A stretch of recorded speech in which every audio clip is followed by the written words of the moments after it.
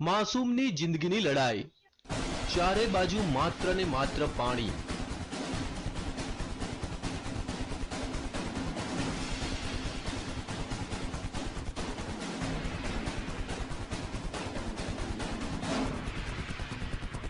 પાણીના ધમધસતા પ્રવાહ વચ્ચે ફસાઈ એક માસૂમની જિંદગી।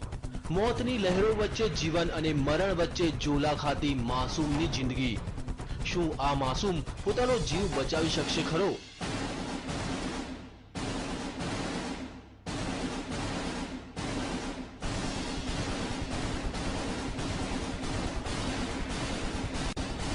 માસૂમ મોતને આપી શકશે માત?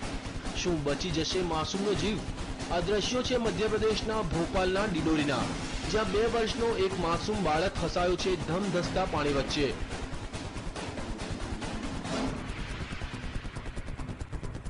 આ બાળક રમતો રમતો આ નદીમાં પહોંચી ગયો અને અચાનક પાણીનો પ્રવાહ વધી જતા તે અટવાઈ પડ્યો।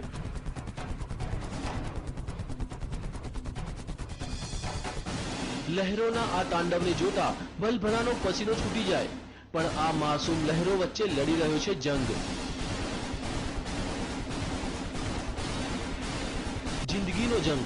પણ હવે સવાલ એ થાય છે કે લહેરો સામે તે જિંદગીનો જંગ જીતી શકશે ખરો?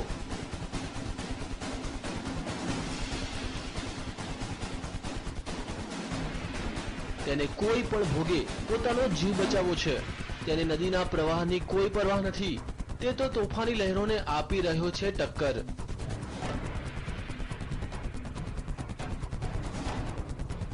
બાળકની આ જિંદગીના જંગને જોતા ગ્રામજનોએ તેને બચાવવાની જહેમત ઉઠાવી। માસૂમને બચાવવાનું રેસ્ક્યુ ઓપરેશન। માસૂમની જિંદગી બચાવવા ગ્રામજનોએ પહેલા રસ્સીનો સહારો લીધો। થોડા ઘણા અંશે તે સફળ પણ થયા, પણ અચાનક તે પાછો પાણીના પ્રવાહમાં તણાઈ ગયો। આ વખતે તો લાગ્યું કે માસૂમ તેની જિંદગીથી હાથ ધોઈ બેસશે।